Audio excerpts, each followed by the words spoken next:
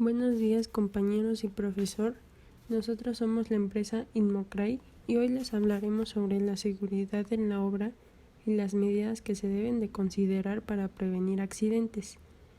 Esta empresa está conformada por la ingeniera arquitecta Fabiola Cruz Flores, el ingeniero arquitecto Brandon Ezequiel García Montoya, el ingeniero arquitecto Armando Lujano Hernández, el ingeniero arquitecto Uciel Martínez Llora y su servidora, la ingeniera arquitecta Montserrat Hernández Gutiérrez. Hoy hablaremos sobre el código de colores, la forma de cada señalización, el uso de las señalizaciones, señalización en tuberías, señalización por material y producto transportado y señalizaciones en los espacios cerrados. Hola, yo soy la ingeniera arquitecta Fabiola Cruz Flores y les voy a hablar un poco acerca de la señalización de seguridad. Es la acción que trata de ganar atención de los trabajadores sobre determinadas circunstancias cuando no se puede eliminar el riesgo ni proteger al trabajador en sí mismo. La señalización debe de cumplir con ciertos requisitos. 1. Atraer la atención. 2. Dar a conocer el riesgo. 3. Dar una interpretación clara del riesgo. 4. Saber qué hacer en cada caso. Ok, así llegamos a lo que llamamos código de colores, que a fin de estimular una conciencia constante de la presencia de riesgos y de establecer procedimientos de prevención de incendios y otros tipos de emergencias, se utiliza el código de colores para señalar dónde existen los riesgos físicos. Ok, aquí pues cada color tiene ya su significado más concreto de acuerdo a la obra, como el rojo, que es acerca de prevención de incendios, alto peligro, prohibido y aplica en depósitos de líquidos inflamables, avisos de peligro específico como alto voltaje, explosivos o altamente tóxico. Además en luces y banderas para indicar detención inmediata como lo es en excavaciones. El azul realmente es más preventivo de acción obligada. Se utiliza como auxiliar preventivo en equipos con hornos, elevadores, tanques, controles eléctricos, secadores, válvulas, sótanos, calderas, andamios, escaleras, y se usará en avisos con barreras, banderas y señales para indicar que la máquina o equipo no debe de accionarse. Violeta. Ok, este color creo que es más lógico que lo veamos en la construcción de algún hospital, ya que indica la presencia de radiación y se utilizan rótulos, etiquetas, señales y marcas de piso. Se debe de realizar en áreas de almacenamiento o manipulación de material radiactivo. El naranja. Indica puntos peligrosos de maquinaria que pueden cortar, apretar, causar choque o en su defecto causar una lesión. Amarillo. Señal universal de precaución, peligro y sirve para llamar la atención con más énfasis. Se usa con mayor frecuencia para marcar áreas con riesgo de tropezar o caer. El blanco, negro y gris son los colores básicos para las marcas de señales de tráfico, depósitos y zonas de desecho. Se deben señalizar los letreros de guías direccionales hacia las salidas de emergencia, depósitos de basura y los extremos de los pasillos sin salida. Si se dan cuenta, en esta tabla ya nos viene un poquito más a profundidad. Es similar a la tabla número 1, pero en este caso ya viene más centralizada a lo que sería en obra, que como indica en el color rojo y como mencionaba anteriormente, que es señal de prohibición, peligro y material y equipos de lucha contra incendio. Las indicaciones pues ya van de la mano con este color, como decíamos, deben de tener una relación. El amarillo, que es una señal de advertencia, de atención, más que nada busca, como les comentaba, los colores buscan llamar la atención del usuario y así pues como que crearte una conciencia de que es peligroso andar por ahí o que ese pasillo no tiene salida, etc. El azul, señal de obligación, y el verde, señal de salvamento, auxilio y situación de seguridad en salvamento y auxilio. Este puede ser un ejemplo de señal de peligro por los colores tan contrastantes, o sea, realmente llaman mucho la atención, que se utiliza en lugares donde presente riesgo de choque, golpes, caídas de personas u objetos, agujeros o escalones. Creo que todos hemos visto, aunque sea una vez, en el filo de los escalones esa cintita que indica que, pues, que tengas cuidado, porque pues regularmente esos escalones no tienen un final llano o curvo, y te puedes lastimar, incluso te puedes cortar o así. Realmente también este tipo de señalizaciones, las normas, la norma COBENIN 187-2003, y habla acerca de las señalizaciones en letras, que serían letras blancas sobre fondo rojo, letras negras sobre fondo amarillo, letras blancas sobre fondo azul y letras blancas sobre fondo verde. Ahora les hablaré de la forma. Las señales de seguridad tienen como misión advertir e informar a los trabajadores sobre determinadas circunstancias de los riesgos que se pueden presentar en la obra. Estas señales de seguridad no tienen esa forma por casualidad. Estas se clasifican en varios grupos según su función, y cada tipo tiene una forma determinada, ya sea de advertencia de peligro, de prohibición, de obligación y de información. Buenos días, compañeros, yo soy el ingeniero Armando Lujano y les voy a hablar de las formas, en específico de las formas geométricas para las señales de seguridad e higiene y el significado que éstas tienen, empezando por los círculos, en el cual encontramos dos tipos de círculos. Uno, el cual tiene una línea horizontal del extremo izquierdo superior al extremo derecho inferior, que significa prohibición, y la cual se utiliza para la prohibición de una acción susceptible de provocar un riesgo. El otro es un círculo sin ningún tipo de línea, el cual significa que es obligación, y se utiliza para la descripción de una acción obligatoria. Ahora, igual tenemos un triángulo, el cual significa precaución, y su utilización nos advierte de un peligro. Y por último, tenemos las figuras del cuadrado y del rectángulo, las cuales su significado es para información y se utilizan para proporcionar información para casos de emergencia. Bien, a continuación les hablaré de las especificaciones, con las cuales deben de contar las señalizaciones. Los símbolos deben ser del mismo color que la forma contrastante, correspondiente a la señal de seguridad e higiene, excepto en los casos de señales de seguridad e higiene de prohibición. Al menos una de las dimensiones del símbolo debe ser mayor al 60% de la altura de la señal. Cuando se requiera elaborar un símbolo para una señal de seguridad e higiene en un caso específico que no esté contemplado, se permite el diseño particular que se requiera siempre y cuando se establezca la indicación por escrito y su contenido de la imagen asociado. O sea que si necesitamos algún tipo de letrero especial, se podrá elaborar. En el caso de que las señales de obligación y precaución, podrá utilizarse el símbolo general consistente en un signo de admiración, debiendo agregar un texto breve y concreto fuera de las dimensiones de la señal. En el caso de las señales de seguridad e higiene elaboradas con productos luminiscentes, se permitirá usar como color contrastante el amarillo verdoso en lugar del color blanco. Asimismo, el producto luminiscente podrá emplearse en los contornos de la señal, del símbolo y de las bandas circular y diametral en las señales de prohibición. Iluminación. En condiciones normales, en la superficie de la señal de seguridad e higiene debe existir una iluminación de 50 luxes como mínimo. Para denotar la presencia de fuentes generadoras o emisoras de radiación o ionizantes, debe utilizarse la señal de seguridad e higiene específicas. Ahora les explicaré los tipos de señales que hay, empezando por las señales de prohibición. Estas establecen que las señales para denotar prohibición de una acción susceptible a provocar un riesgo. Estas señales deben de tener forma geométrica y circular, con un fondo en color blanco, banda circular y diagonal en color rojo y símbolo en color negro.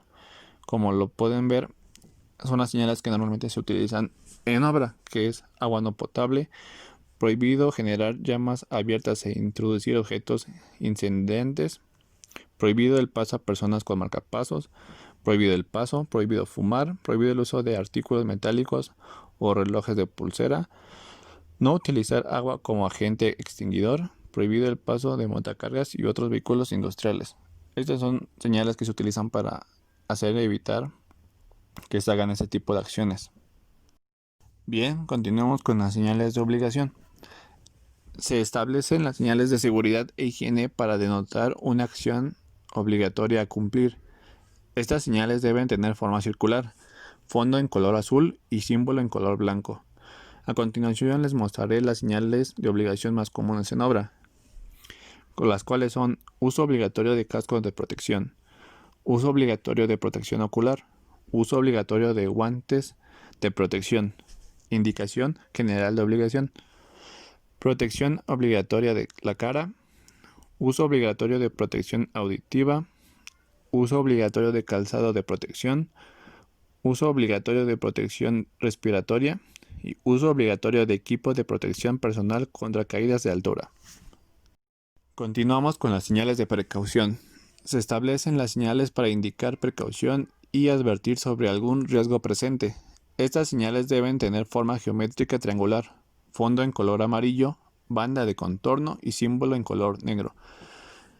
Estos símbolos son los más comunes en obra, como lo son la indicación general de precaución, precaución a sustancia tóxica, precaución a sustancias corrosivas, precaución a materiales inflamables o combustibles, precaución de materiales oxidantes y comburentes, precaución materiales con riesgo de explosión, advertencia de riesgo eléctrico, riesgo por radiación láser, advertencia de riesgo biológico, riesgo por radiación no ionizante, riesgo por presencia de campos magnéticos, riesgo de obstáculos en zonas transitables, riesgo de caída a desnivel, riesgo por baja temperatura o condiciones de congelamiento, riesgo por superficie resbalosa, riesgo de caída de cargas suspendidas, precaución de zona de tránsito de montacargas u otros vehículos industriales de transporte de materiales, riesgo por radiación láser y precaución a zona de alta temperatura.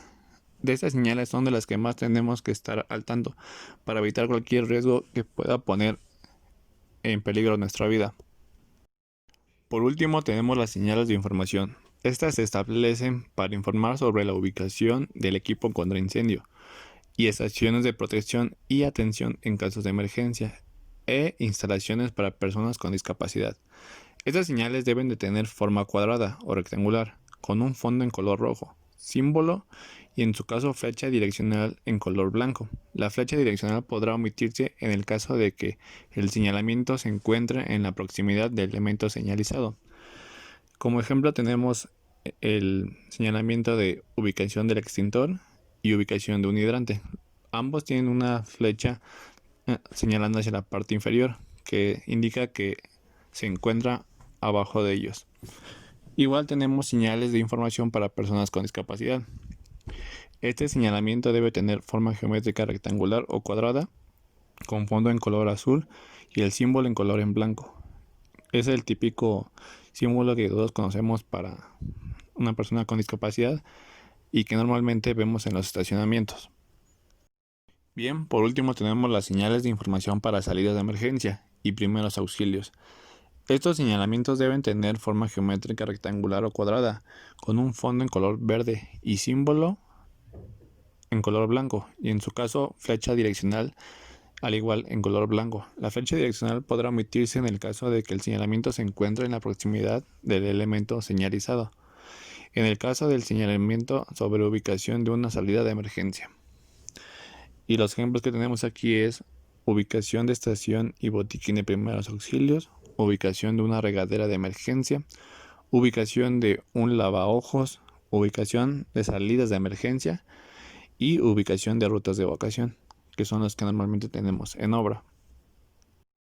Aquí, como podemos ver, tenemos una tabla de las dimensiones mínimas según la forma geométrica de cada señal, que esta dependerá de la distancia de que se va a visualizar, teniendo como referencia una superficie mínima, la distancia, y ya dependiendo de estos dos factores se tendrá un área ya establecida de acuerdo a la forma de la figura, que podrá ser cuadrado, círculo, triángulo o rectángulo.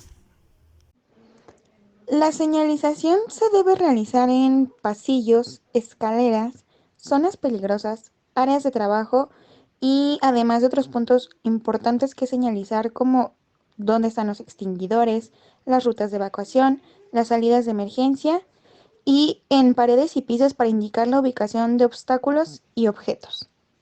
Existen también las señalizaciones en exterior. Estas se clasifican por el tipo de obra. En vertical, en trabajos de mantenimiento y pequeña obra civil que son a corto plazo, o sea, nada más de 5 días, se utilizan trípodes o elementos de sustentación a alturas de aproximadamente mayores de 1 metro. En horizontal, regularmente no hay pintado de marcas viales de obra. En el vallado de separación y de calzada, solo se colocan conos homologados mínimo cada 0.5 metros. Y en los semáforos, que son la modificación de acuerdo a la programación y la ubicación. En obras temporales, que ya serían a medio plazo, entre 5 días y 3 meses, en el ámbito vertical sería de acuerdo a la función de la afectación y al tráfico por el área de circulación y de transportes. En la horizontal es a valorar en función de la afección al tráfico, las reservas de estacionamiento y paradas de autobús. En menos de 15 días las marcas viales deben de ponerse en la obra. A valorar en función de la afección del tráfico en la cuestión de vallado, separación y calzada por el área de circulación y transportes. Y los semáforos de igual manera por modificación en programación y ubicación. Y en obras de larga duración, que ya serían en largo plazo, que son de 3 meses en adelante. La señalización vertical ya es fija. En horizontal, las marcas viales de obra igual debe de tener su tiempo de tolerancia.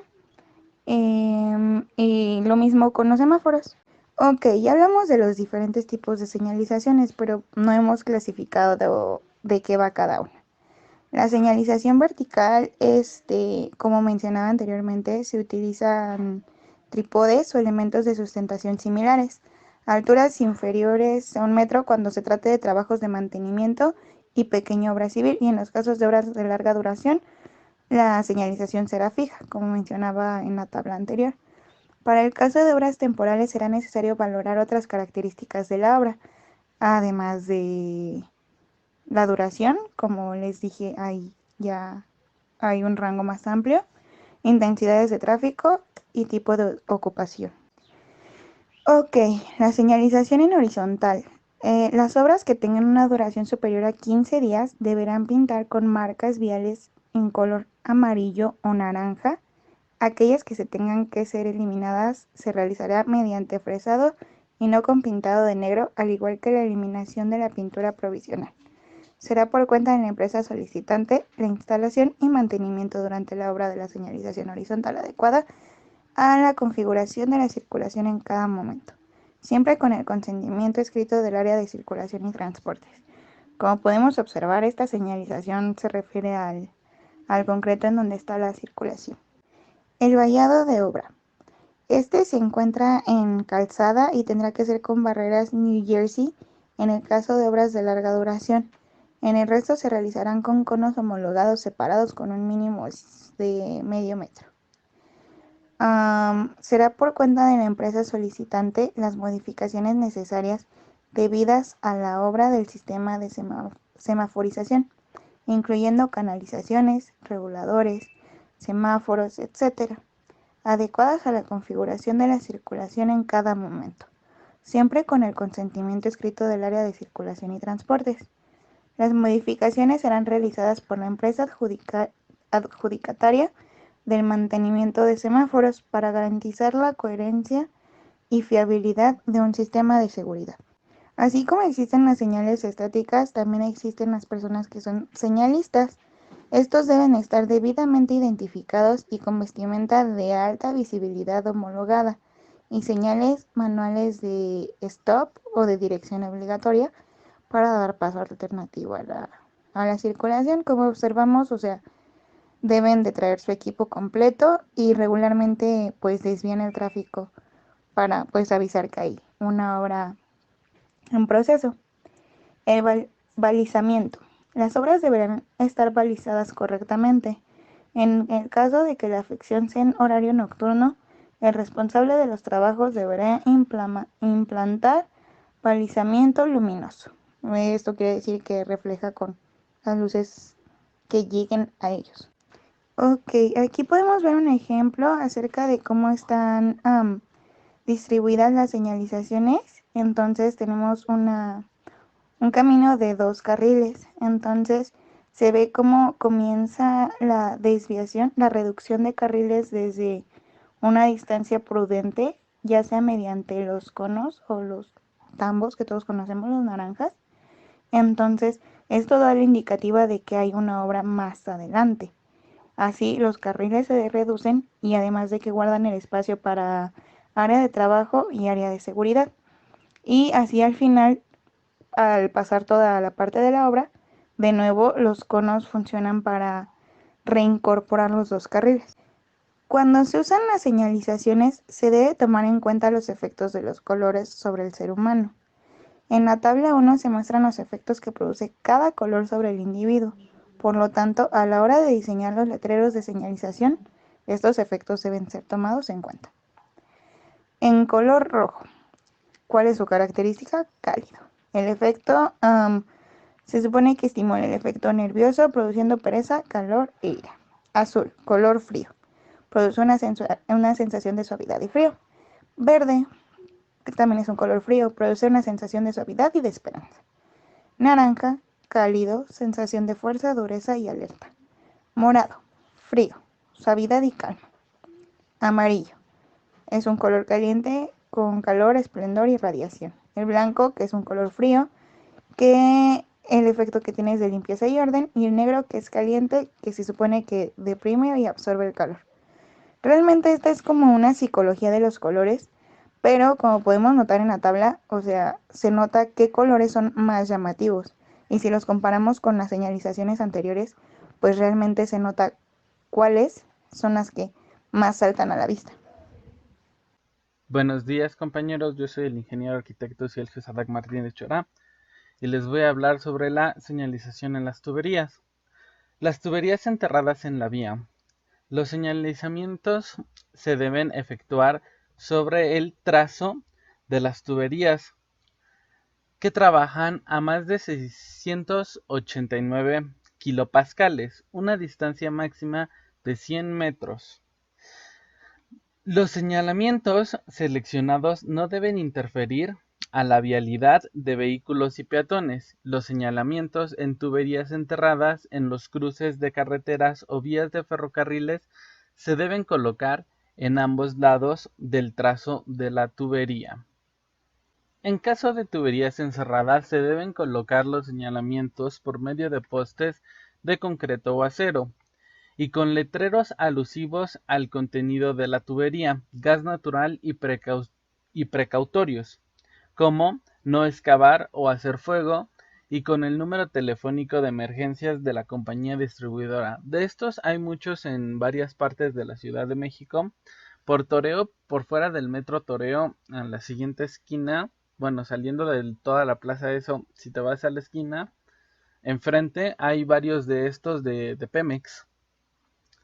La compañía distribuidora debe tener planos definitivos de construcción, actualización de redes, preferencia a puntos fijos de la ciudad o a sistemas de ubicación electrónica, según la norma 026 STPS 1998. Ahora vamos a ver la señalización de advertencia durante la construcción. Al realizar trabajos de construcción o mantenimiento en el sistema de distribución o al concluir la jornada de trabajo, se deben colocar señalamientos visibles con indicaciones de advertencia sobre la existencia de zanjas y de tuberías de gas. Los letreros deben indicar al nombre del distribuidor y o constructor, los números telefónicos para atender a quejas.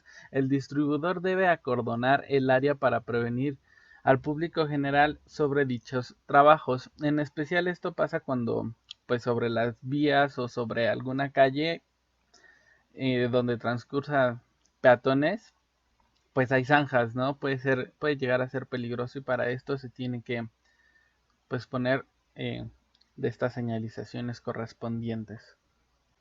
También de la misma manera contamos con la señalización por material y producto transportado de la tubería. De la misma manera, con los envases de los productos químicos deben ser identificados con las etiquetas. Las tuberías que conducen fluidos deben ser señalizadas con la dirección del fluido y un código de colores acorde con la transportación de cada producto.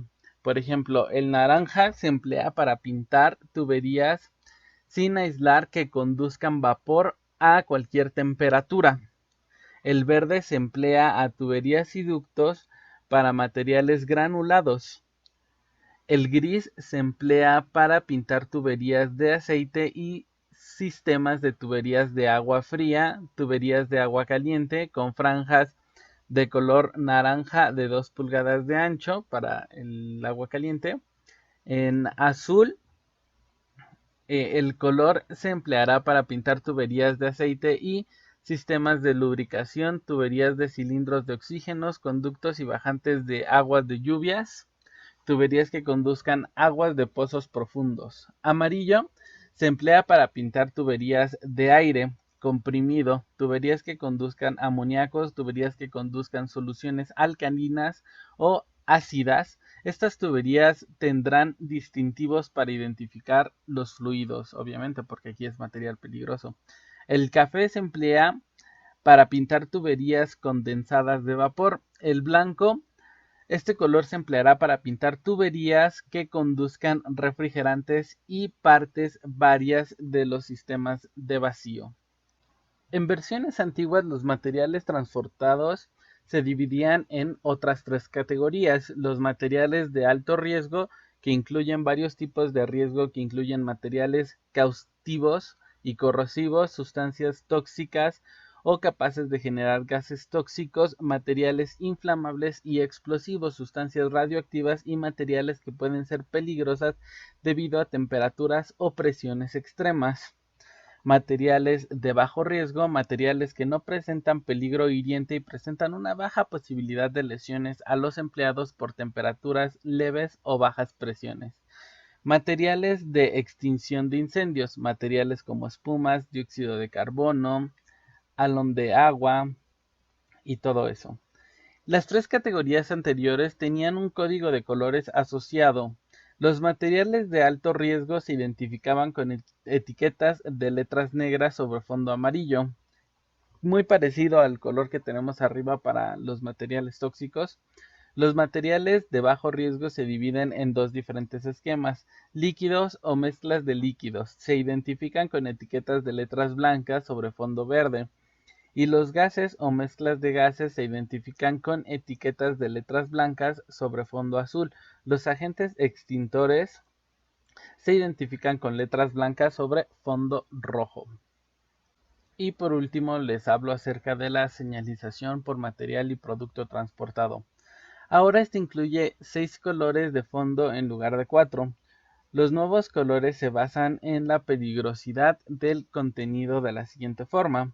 Tenemos el tipo de fluido, que son agentes extintores, que va a ser el color blanco y el color de fondo rojo. Tenemos los fluidos tóxicos y corrosivos, que es negro sobre naranja, fluidos inflamables, negro sobre amarillo, fluidos combustibles, blanco sobre café, agua potable, enfriamiento, alimentación de calderas, blanco sobre verde, aire comprimido, blanco sobre azul.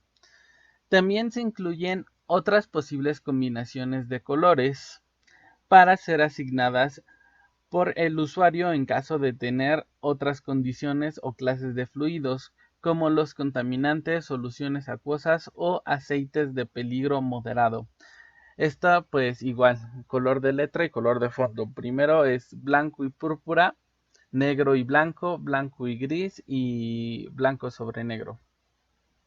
Y bueno, a continuación los dejo con mi compañero, el ingeniero arquitecto Brandon Ezequiel Montoya. Muy buenos días, yo soy el ingeniero arquitecto García Montoya Brandon Ezequiel. Hoy les hablaré de algunos señalamientos en obra. Cuando llevamos a cabo una obra, contamos con espacios de carga y descarga. Estos espacios deberán de estar identificados y delimitados para poder llevar a cabo las maniobras necesarias durante los horarios establecidos por las autoridades locales. Los mismos espacios que deberán de estar visibles y señalados en la obra y de acuerdo con lo establecido en el reglamento de tránsito de la localidad. En la imagen podemos identificar este tipo de señalamientos que indican la zona de carga y descarga de material. Usualmente esta va acompañada de una señal gráfica de zona de excavación debido a las actividades asociadas en obra. Señalización en riesgo de asfixia.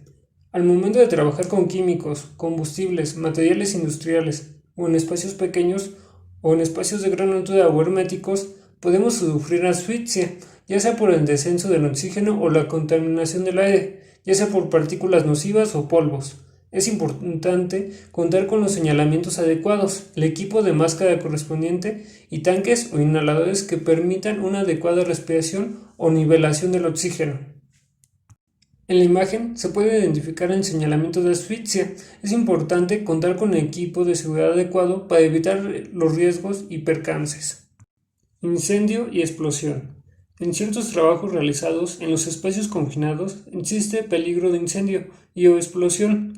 Estas situaciones pueden derivar en consecuencias especialmente catastróficas debido al carácter confinado del lugar donde se producen. También se tiene riesgo de explosión cuando se cuenta con el almacenamiento de combustibles o líneas de llenado o de salida de gas. En la imagen se identifica el señalamiento de riesgo por incendio. También se recomienda tener espacios herméticos que impidan la generación de la misma explosión. El riesgo eléctrico. El riesgo eléctrico presente en toda instalación eléctrica supone una fuente de riesgo especial en recintos confinados debido a la tipología de estos lugares, ya que en ellos pueden coincidir varias situaciones de especial riesgo, y cada una de ellas por sí sola haría necesario aplicar medidas más restrictivas en las instalaciones eléctricas para garantizar la seguridad de los trabajadores en ellas. En lugares donde existen aparatos eléctricos o cables y todo aquello que implique electricidad debe de ser manejado con mucho cuidado. La mayoría de los accidentes por electrocución se dan en la casa o en el medio laboral. Algunos son por la falta de atención e incluso negligencia. Ya sea por un contacto incidental con cables rotos, el mal manejo de aparatos eléctricos defectuosos, la manipulación de tomas de corriente, líneas de alto voltaje, relámpagos, son causas de riesgo de electrocución. En la imagen se reconoce el señalamiento de riesgo eléctrico. Al estar en espacios de esta índole, se deberá contar con el equipo de seguridad, como son las botas con suela de goma, guantes aislantes y el casco dieléctrico. Los señalamientos antes mencionados son de tipo de precaución. Estos tienen el fondo amarillo, simbología y contorno negro. Materiales especiales. Los materiales especiales son usados en la industria debido a los químicos y procesos que se llevan a cabo. Los materiales son de alta resistencia a la corrosión y cuentan con características de alta aleación metálica. Todos estos están bajo las normas de la ASME, la Sociedad Americana de Ingenieros Mecánicos. Para una instalación se debe de contar con tubería y conexiones de calidad que tengan la resistencia para soportar la presión de trabajo y las características físico-químicas del fluido, temperatura, pH, concentración, corrosión, entre otros. Tubería para vapor y líquidos corrosivos. Esas tuberías son de acero aleado con cromo y molibdeno. Estas tuberías se basan en las dos características de velocidad y caída de presión. Suelen colocarse de color gris con amarillo en caso de contar con partículas nocivas o verde con líneas grises en caso de no ser nocivas. En el caso de contar con juntas, estas tendrán líneas azules y rojas a cierta distancia que se reconozcan estas juntas. Las tuberías que conducen vapor también pueden ser de poliéster reforzado con fibra de vidrio, de hierro fundido dúctil o de acero al carbono. Estas pueden ser soldadas o roscadas. En el ámbito de la producción de energía hidráulica se le llama tubería forzada a este tipo de instalaciones. Aleación tipo Inconel. Esta es una aleación de níquel y cromo. Es utilizada comúnmente en aplicaciones con altas temperaturas y entornos corrosivos. Su resistencia común es de 370 grados Celsius, pero en grado 1 aumenta a 537 grados Celsius a partir de un tratamiento térmico más largo. Este tiene un color entre azul y gris, además de contar con un magnetismo casi nulo. Este tipo de tubería puede ser soldada o unida por piezas o juntas, con el mismo proceso de instalación que una tubería de cobre normal. El color se le puede añadir a partir del tipo de producto que transporte. El giloy. El giloy es un material prácticamente nuevo en la construcción. Este es reconocido por su excelente resistencia a los entornos corrosivos y las altas temperaturas. Es actualmente utilizado en la industria de los hidrocarburos, proporcionando una mayor fiabilidad que los demás materiales. El inquiloide no presenta magnetismo alguno, y su color entre azul y marrón es resultado de su tratamiento térmico. Se le puede añadir algún color en caso de estar presente en una fábrica o industria. A partir del tipo de producto que transporte, ya sea nocivo o no nocivo para la salud humana. Las tuberías de plástico reforzado con vidrio o plástico reforzado con fibra de vidrio son cada vez más empleadas en las distintas aplicaciones de conducción de agua, como saneamiento, abastecimiento, riego o usos industriales, debido a sus propiedades y características, ya que este tipo de tubería plástica es termoestable, lo que le permite mantener sus dimensiones en un medio caliente. Se consideran tuberías especiales al mantener esta capacidad térmica. Aleaciones Monel. Se denomina Monel a las aleaciones comerciales con razones de níquel y cobre, de aproximadamente 2:1 en peso. El Monel tiene mayor resistencia a la corrosión que otros materiales. Puede ser usado en intercambiadores de calor debido a su resistencia térmica y corrosiva. El color de esta tubería y aleación es de color negro, con líneas grises o amarillas. Les hablaré sobre los espacios especiales. Se conoce por un espacio confinado, un recinto o un espacio con aberturas limitadas de entrada y salida y ventilación natural desfavorable, donde se pueden acumular contaminantes tóxicos o inflamables o simplemente tener una atmósfera deficiente en oxígeno, lo cual no está concebido para una ocupación continua por parte del trabajador. Los espacios confinados se clasifican en dos partes: espacios confinados abiertos y espacios confinados cerrados. Los espacios confinados abiertos por la parte superior y de una profundidad tal que dificulta la ventilación natural, como son fosas de engrasados, pozos y depósitos abiertos. Los espacios confinados cerrados tienen una pequeña apertura de entrada y salida, como son las salas subterráneas, túneles, bodegas de barcos y fosas sépticas. Antes de cualquier medida preventiva debe de realizarse una evaluación de riesgo en el lugar de trabajo. En primer lugar, se debe de medir y evaluar la atmósfera interior, lo cual esto implica variaciones atmosféricas en lugares muy cerrados, y hay que tener precaución en los posibles errores. El otro es la medición de oxígeno, que es el porcentaje de oxígeno no debe de ser menos del 20.5%. De ser inferior a este porcentaje deberá de realizarse el trabajo con equipos respiratorios. Otro es la medición de atmósferas explosivas o inflamables, lo cual se hace a través de exposímetros, donde los límites de inflamabilidad no deben de superar el 25%. Y por último, la medición de atmósferas tóxicas, lo cual se utiliza detectores físicos según el gas o el vapor tóxico. Las medidas preventivas para los espacios confinados son los siguientes: medidas de acceso al recinto, ya sea por escaleras o por plataformas. En esto se va a tener en cuenta el control de cada persona que sale y cada persona que entra. Esto se requiere un papel por escrito. Las medidas preventivas a adoptar durante el trabajo son la ventilación, control continuo de la atmósfera interior.